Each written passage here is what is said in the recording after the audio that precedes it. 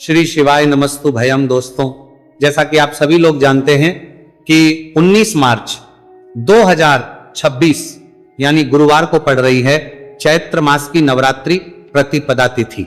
और दोस्तों, यह वह तिथि है जो चैत्र महीने में पड़ने वाली सबसे बड़ी तिथि है, क्योंकि यह गुरुवार के दिन पड़ रही है और इसका बहुत ही बड़ा और विशेष महत्व होता है। पूज्य गुरु जी ने कहा है कि अगर कभी भी मौका लग जाए और चैत्र महीने की नवरात्रि प्रतिपदा तिथि गुरुवार को पड़ जाए तो आप लोगों को 7 चने की दाल वाला उपाय तो अवश्य ही करना चाहिए। इन दोनों का संयोग बहुत कम आता है। और इसी के साथ मैं गुरु जी ने अपनी शिव पुराण कथा में बताया है कि इस दिन आपको 7 चने की दाल वाला उपाय तो आपको अवश्य ही करना चाहिए, क्योंकि ऐसा दिन पूरे साल में सिर्फ एक ही बार आता है। और दोस्तों, आप सभी लोग जानते हो कि गुरुवार प्रतिपदा तिथि का अगर सबसे बड़ा कोई उपाय है तो 7 चने की दाल वाला उपाय है। तो दोस्तों, इस गुरुवार प्रतिपदा तिथि के दिन आप लोगों को इस 7 चने की दाल वाला उपाय को जरूर करना है।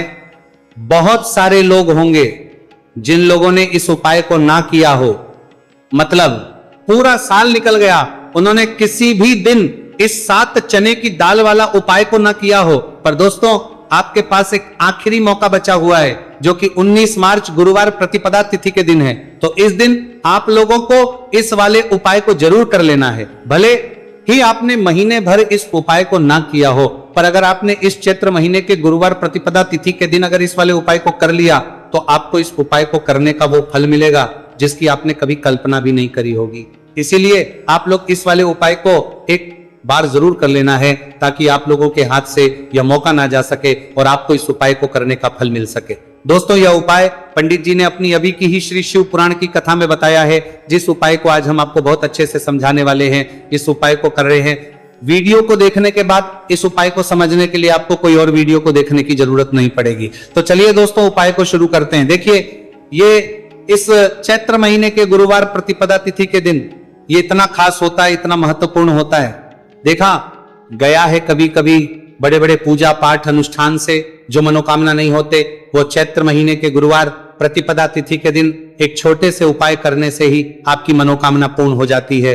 और बहुत सारे लोगों ने इस उपाय को किया भी है और उनको इस उपाय को करने का फल भी जरूर मिला है।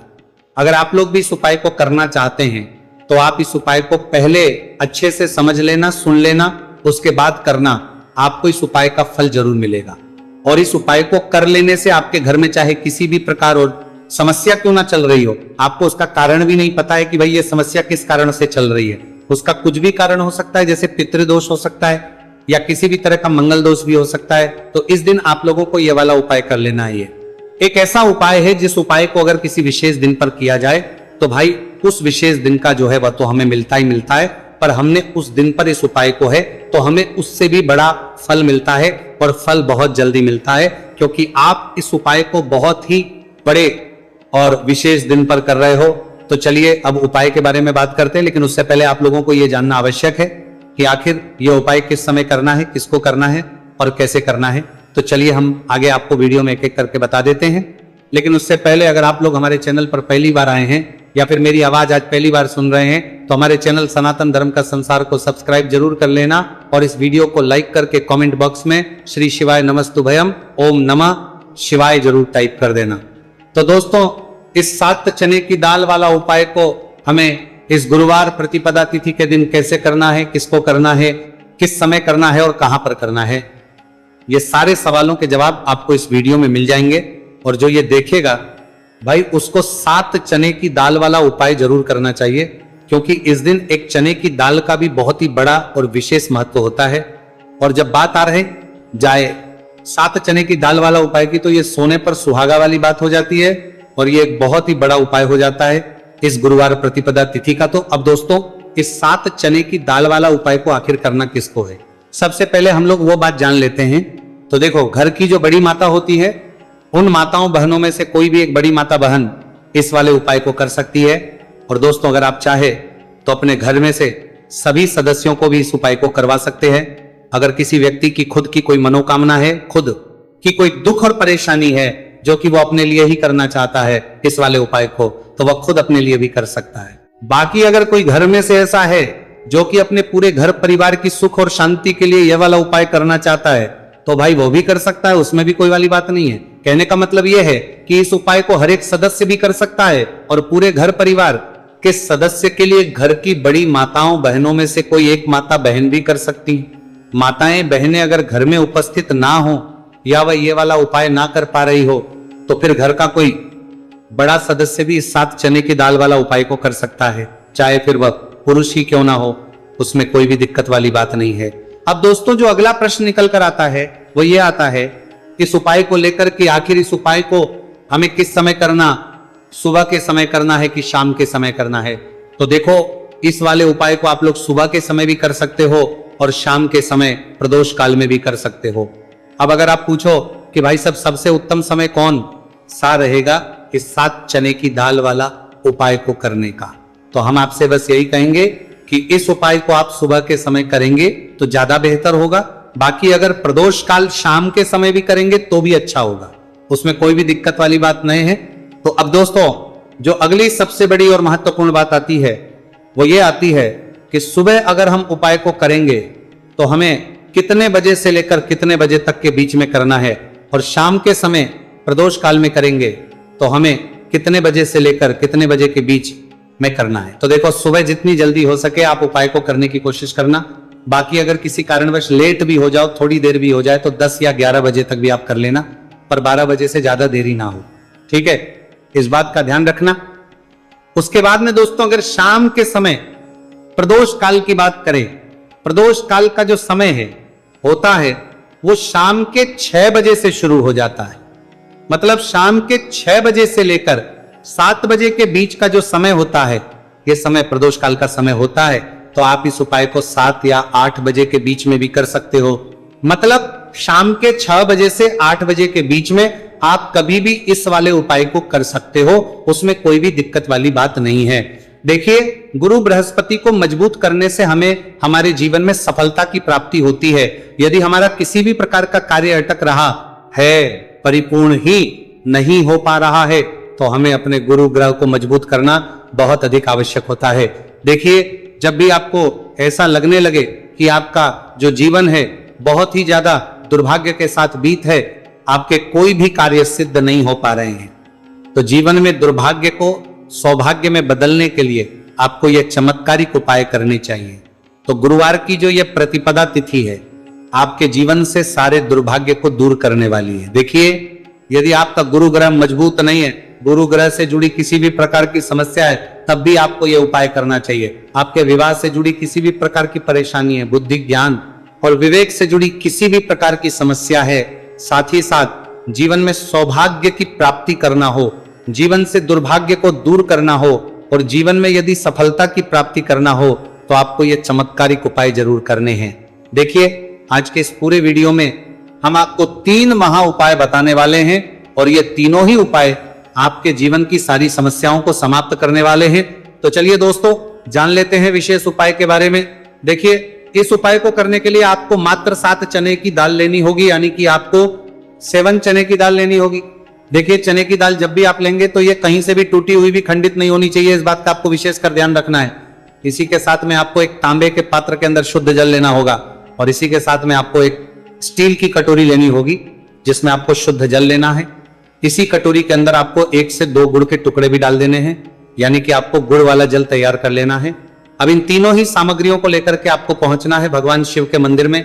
देखिए दोस्तों ये जो उपाय है आप इस गुरुवार प्रतिपदा तिथि के दिन सुबह से लेकर के शाम तक किसी भी समय में कर सकते हैं। देखिए दोस्तों सबसे पहले तो आपके पास जो 7 चने की दाल है, इसे आपको जो आपने गुड़ वाला जल तैयार किया है उसमें आपको डालनी है। आप 7 चने की दाल भी ले सकते हैं, 11 चने की दाल भी ले सकते हैं, 21 भी ले सकते हैं, और यदि आप 41 चने की दाल लेते हैं तो बहुत ही शुभ होता है। तो आपके पास जितनी भी चने की दाल है सबसे पहले तो आपको उसे गुड़ वाले जल के अंदर डाल देनी है। अब देखिए दोस्तों आपके पास जो 1 लोटा शुद्ध जल है, इसमें से थोड़ा सा जल सबसे पहले आपको भगवान शिव की शिवलिंग के सीधे तरफ जहां गणेश जी का स्थान होता है वहां पर आपको अर्पित करना है। फिर थोड़ा सा जल श्री कार्तिकेय जी वाले स्थान पर अर्पित करना है। फिर आपको थोड़ा सा जल माता अशोक सुंदरी वाले स्थान पर अर्पित करना है। फिर आपको थोड़ा सा जल माता पार्वती के हस्तकमल यानी कि कटी वाले भाग पर अर्पित करना है, और अंत में आपको थोड़ा सा जल भगवान शिव के शिवलिंग पर भी अर्पित कर देना है, और उस पात्र के अंदर आपको थोड़ा सा जल और शेष बचा लेना है। यानी कि पांचों ही स्थान पर थोड़ा थोड़ा जल अर्पित करने के बाद अंत में शेष जल और उस पात्र के अंदर आपको बचा लेना है। अब आपको बृहस्पति ईश्वर महादेव का स्मरण करना है, और आपके पास जो चने की दाल है इसे आपको अपने सीधे हाथ में रखनी है। देखिए गुरुवार का दिन है, इसीलिए आपको ओम नमो भगवते वासुदेवाय इस मंत्र का जाप भी करना है। अब देखिए दोस्तों, आपके पास जितने भी चने की दाल है, चाहे 7 है, 11 है, 41 है, उतनी बार आपको बृहस्पतिश्वर महादेव का स्मरण है, और ये जो चने की दाल है इसे आपको भगवान शिव के शिवलिंग पर अर्पित कर देनी है। आपको लगातार बृहस्पतिश्वर महादेव का स्मरण करते रहना है। अब देखिए अंत में जो आपने उस पात्र के अंदर शेष जल बचाया था, इसे आपको भगवान शिव के शिवलिंग पर ही धीरे धीरे अर्पित कर देना होगा। श्री शिवाय नमस्तु भयम इस मंत्र का जाप करते हुए यह उपाय करने मात्र से आपका जो भाग्य है वह स्वर्ण के समान चमकने लगता है। आपके से जो भी दुर्भाग्य है वह दूर होता है। तो इस प्रकार से आपको यह उपाय कर लेना है। यह उपाय आप सुबह से लेकर के शाम तक किसी भी समय में कर सकते हैं। अब दोस्तों हम जान लेते हैं गुरुजी द्वारा बताए गए दूसरे उपाय के बारे में। देखिए इस उपाय को करने के लिए आपको सबसे पहले तो मात्र थोड़ा सा शुद्ध घी लेना होगा। देखिए आपको मात्र आधा चम्मच ही शुद्ध घी लेना है, और इसी के साथ में आपको एक तांबे के पात्र के अंदर आपने ही घर से शुद्ध जल लेना होगा, और इन सभी सामग्रियों को लेकर के आपको भगवान शिव के मंदिर में पहुंच जाना है। आप ये उपाय सुबह से लेकर के शाम तक किसी भी समय में कर सकते हैं। देखिए सबसे पहले तो आपके पास जो एक लोटा शुद्ध जल है, इसे आपको धीरे धीरे शिवलिंग पर अर्पित कर देना है। श्री शिवाय नमस्तु भयम इस मंत्र का जाप करते हुए और बृहस्पतिश्वर महादेव का मन में स्मरण करते हुए। अब देखिए दोस्तों, आपके हाथ की जो अंगूठे के पास वाली उंगली होती है, तर्जनी उंगली, उसमें आपको ये शुद्ध घी लेना है, और इस उंगली से आपको शिवलिंग पर, जहां माता अशोक सुंदरी का स्थान होता है, वहां पर आपको इस घी से अच्छे से लेपन करना है। यानी कि माता अशक्त सुंदरी वाले स्थान पर आपको अच्छे से घी का लेपन कर देना है, और आपकी जो भी मनोकामना है, चाहे आप अपने जीवन से दुर्भाग्य को दूर करने के लिए यह उपाय कर रहे हैं, जीवन सौभाग्य की प्राप्ति के लिए आपकी कोई मनोकामना हो, विवाह के लिए आपकी किसी भी प्रकार की कामना हो, जिस भी प्रकार की आपकी कामना है उसे परिपूर्ण करने के लिए आपको कोई प्रार्थना करनी है, और इस घी का लेपन आपको माता अशोक सुंदरी वाले स्थान पर करते देना है। अब दोस्तों इस घी वाली उंगली को आपको कहीं भी साफ नहीं करना है, कहीं भी नहीं पहुंचना है, सीधे आपको अपने घर लेकर के आना है, और इस घी की जो पहली बिंदी, इसे आपको अपने मुख्य द्वार पर लगा देनी है। और इस घी की बिंदी आप अपने घर में जहां भी आप धन रखते हैं वहां पर भी लगा सकते हैं। आपके घर में जहां कहीं भी रसोई घर है वहां पर भी आप इस घी की बिंदी को लगा सकते हैं। तो 3 जगह आप इस घी की बिंदी को लगा सकते हैं। आपके घर में कभी भी अन्न और धन की कमी नहीं होगी, और आपके घर में जो भी क्लेश होगा वो भी समाप्त हो जाएगा। तो इस प्रकार से आपको दुर्भाग्य को दूर के लिए दूसरा उपाय करना है। तो चलिए दोस्तों, अब हम जान लेते हैं तीसरे विशेष और अंतिम उपाय के बारे में। देखिए ये उपाय भी बहुत ही खास है, विशेषकर आपके भाग्य को उदय करने के लिए यह उपाय भी बृहस्पतिश्वर महादेव का ही होने वाला है, और विशेषकर आपको यह उपाय भी गुरुवार प्रतिपदा तिथि के दिन ही करना है। देखिए इस उपाय को करने के लिए आपको सबसे पहले तो एक प्यारी सी और सुंदर सी बेलपत्र लेनी होगी। बेलपत्र लेते समय ध्यान रखें कि यह कहीं से भी कटी फटी खंडित नहीं होनी चाहिए।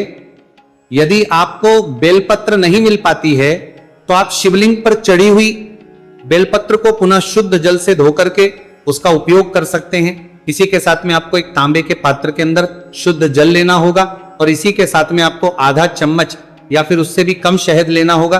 अब दोस्तों मात्र ये तीनों ही सामग्रियां लेकर के आपको पहुंचना है भगवान शिव के मंदिर में। मंदिर पहुंच पाने के बाद आप सभी को पता है कि बेलपत्र में 3 पत्तियां होती हैं, और बेलपत्र की जो ये तीनों पत्तियां जिस डंडी से जुड़ी हुई होती हैं, उस डंडी पर आपको अपने सीधे हाथ की चींटी, उंगली के जो पास वाली उंगली होती है, नामिका उंगली, उससे एक बिंदी लगानी है। यानी कि तीनों पत्तियों को जोड़ने वाली जो डंडी है, केवल उसी पर आपको शहद लगानी है। इसके बाद आपको ये जो बेलपत्र है इससे महादेव शिवलिंग पर अर्पित कर देनी है।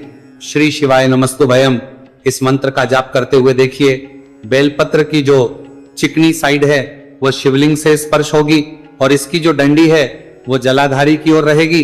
इस प्रकार से आपको ये बेलपत्री शिवलिंग पर अर्पित करनी है। अब दोस्तों अंत में जो आपके पास 1 लोटा शुद्ध जल है, इसे आपको धीरे धीरे शिवलिंग पर अर्पित करना है। श्री शिवाय नमस्तु भयम इस मंत्र का लगातार करते हुए देखिए, ये जल आपको एक विशेष प्रकार से समर्पित करना है, यानी कि ये जल आपको 7 बार में समर्पित करना है।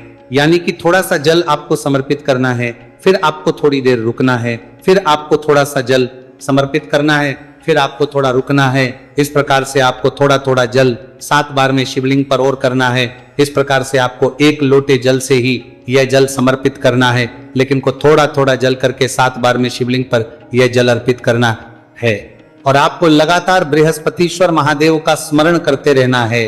देखिए जैसे ही ये जल शिवलिंग से होकर के जलाधारी की ओर बह करके आएगा, तो इस जल को आपको अपने सीधे हाथ में लेना है और इस जल का छिड़काव आपको अपने पूरे शरीर पर कर लेना है। बृहस्पति शवर महादेव का मन में स्मरण करते हुए यह जो उपाय है आपके भाग्य का उदय करता और आपके जीवन से दुर्भाग्य को दूर करता है। तो बहुत ही आसान सा उपाय है। इस उपाय को भी आप इस गुरुवार की प्रतिपदा तिथि पर करके जरूर देखना, आपको निश्चित ही लाभ होगा।